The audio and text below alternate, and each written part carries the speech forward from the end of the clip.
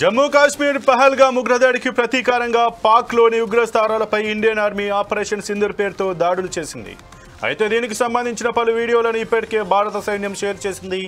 తాజాగా మరో వీడియోను సోషల్ మీడియాలో పోస్ట్ చేసింది.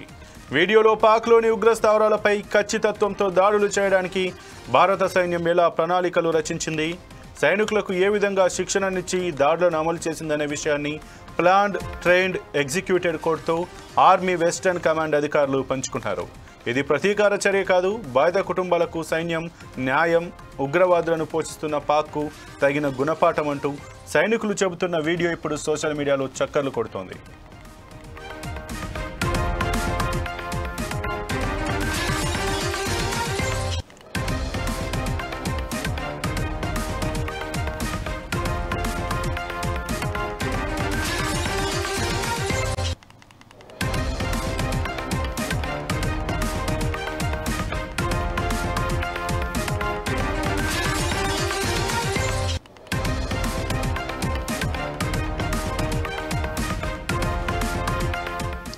జమ్మూ కాశ్మీర్ పహల్గామ్ ఉగ్రదాడికి ప్రతీకారంగా పాక్లోని ఉగ్రస్థావరాలపై ఇండియన్ ఆర్మీ ఆపరేషన్ సింధూర్ పేరుతో దాడులు చేసింది. అయితే దీనికి సంబంధించిన పలు వీడియోలను ఇప్పటికే భారత సైన్యం షేర్ చేసింది. తాజాగా మరో వీడియోను సోషల్ మీడియాలో పోస్ట్ చేసింది. వీడియోలో పాక్లోని ఉగ్రస్థావరాలపై ఖచ్చితత్వంతో దాడులు చేయడానికి భారత సైన్యం ఎలా ప్రణాళికలు రచించింది, సైనికులకు ఏ విధంగా శిక్షణనిచ్చి దాడులను అమలు చేసిందనే విషయాన్ని ప్లాన్డ్, ట్రైన్డ్, ఎగ్జిక్యూటెడ్ కోడ్తో ఆర్మీ వెస్టర్న్ కమాండ్ అధికారులు పంచుకున్నారు. ఇది ప్రతీకార చర్య కాదు, బాధిత కుటుంబాలకు సైన్యం న్యాయం, ఉగ్రవాదులను పోషిస్తున్న పాక్కు తగిన గుణపాఠం అంటూ సైనికులు చెబుతున్న వీడియో ఇప్పుడు సోషల్ మీడియాలో చక్కర్లు కొడుతోంది.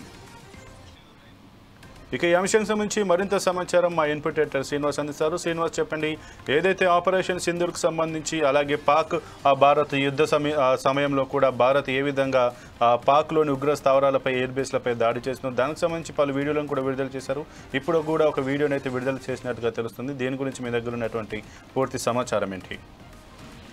సంపత్, ఏదైతే పహల్గామ్ దాడి తర్వాత ఉగ్రవాదులకు సంబంధించి పాకిస్తాన్ ఎలా పెంచి పోషిస్తుంది ఉగ్రవాదులను, వారికి సంబంధించిన స్థావరాలను, శిబిరాలను ఎలా పాకిస్తాన్ వాళ్ళకి ట్రైన్ చేస్తుందన్న అంశాలన్నీ కూడా ఈరోజు ఏదైతే పహల్గామ్ దాడి తర్వాత ఆపరేషన్ సింధూర్ పేరుతో భారత రక్షణ దళం చేపట్టిన ఏవైతే ఆపరేషన్ చేస్తున్నాయో ఆపరేషన్ సంబంధించిన వీడియోలన్నీ కూడా ఒక్కొక్కటిగా బయటకు రిలీజ్ చేస్తుంది భారత భద్రతా దళం. అయితే ఒక్కొక్కటిగా ఇప్పుడే మనం చూసాము, తాజాగా మనకు కొన్ని వీడియోలు మీడియా రిలీజ్ చేయడం జరిగింది. ఎట్లా స్థావరాలు ఎక్కడ ఉన్నాయి, అదేవిధంగా వాటిని ఎట్లా దాన్ని కనుక్కోవడం జరిగింది, ఆ స్థావరాలకు సంబంధించి ఎట్లా భారత భద్రతా దళాలు ఖచ్చితత్వంగా ఎలా వాటిని నిర్మూలించగలిగారు, ఎలా వాటి మీద స్థావరాల మీద బాంబుదారులు ఎలా కొనసాగించారనే అంశాలన్నింటికి సంబంధించి కూడా పూర్తి స్థాయి వీడియోలను భారత సైన్యం ప్రజలకు తెలియజేయడం జరిగింది. సో ఇప్పుడు తాజాగా మనం చూసుకుంటే కనుక మరో వీడియో ఇప్పుడు సోషల్ మీడియాలో చక్కర్లు కొడుతుంది. ఈ వీడియో చాలా మన దేశంలో కావచ్చు, ప్రపంచంలో కావచ్చు ఒక వైరల్గా మారింది.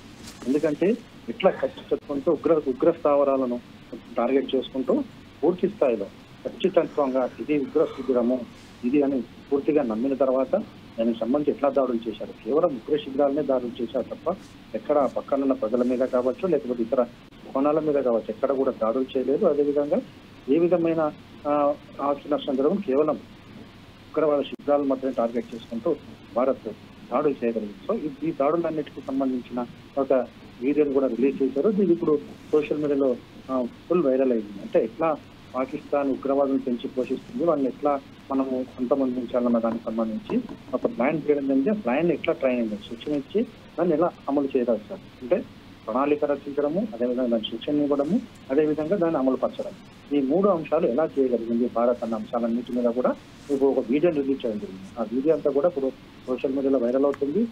భారత్ ఈ వీడియోలు విడుదల చేయడానికి కూడా ఒక అంటే భారత్ ఏం చేసింది, ఎందుకు ఈ దాడులు చేసింది, దాడుల గల కారణాలు ఏంటి అన్న అంశాలన్నీ కూడా ఇందులో పొందుపరచబడ్డాయి. ఎందుకంటే దీనివల్ల ప్రపంచ దేశాల్లో కూడా భారత్ చేసింది కరెక్టే అనే విధంగా కూడా ఇవన్నీ కూడా ఈ వీడియోలో తెలియజేస్తుంది సంపత్.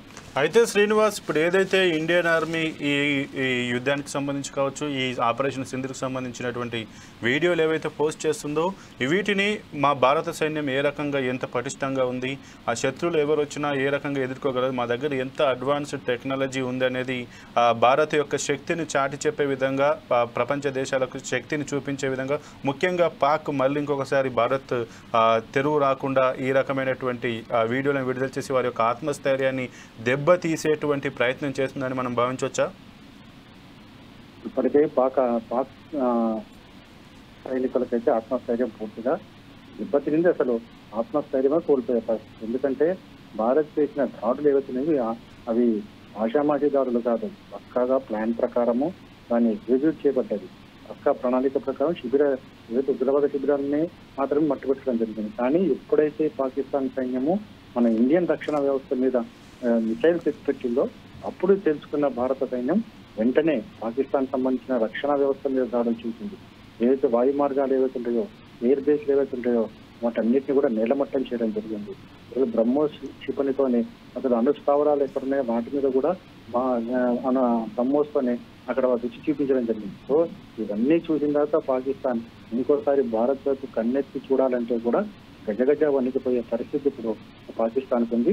కాబట్టి ఇవన్నీ విడుదల చేయడం ద్వారా మరొకసారి పాకిస్తాన్ కు హెచ్చరికలు జారీ చేసినట్లు అవుతుంది. పాకిస్తాన్ కనుక ఏ విధమైన కవ్వింపు చర్యలు పాల్పడ్డా, లేకపోతే ఇంకోసారి ఉగ్రవాదులకు ప్లాన్ చేసిన తర్వాత జరిగే పరిస్థితులు ఎలా ఉంటాయో ఒకసారి చూపించేందుకే మరోసారి భారత్ ఈ తరహా వీడియోలు విడుదల చేసిందనుకోవచ్చు Sampath. Okay, thank you Srinivas.